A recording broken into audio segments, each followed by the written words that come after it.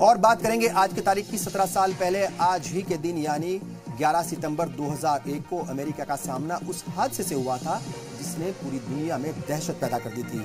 दहशतगर्द तंजीम al Qaeda ने America में 4 ठिकानों पर हमले किए थे और ये जहाज के जरिए हवाई जहाज के जरिए हमले किए गए थे। 9/11 को वर्ल्ड ट्रेड सेंटर पल भर में राख के ढेर में तब्दील हो गया था और हजारों लोगों की मौत हो गई थी।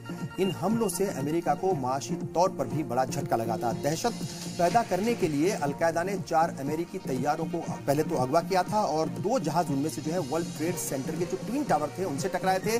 तीसरा जहाज वॉशिंगटन डीसी के बाहर पेंटागन वो वहां पर ले जा करके उसको टकराने की कोशिश की गई थी और जो चौथा जहाज था वो क्रैश हो गया था। और इस हमले ने पूरी दुनिया के सामने दहशतगर्दी से निपटने की चुनौती रख दी थी।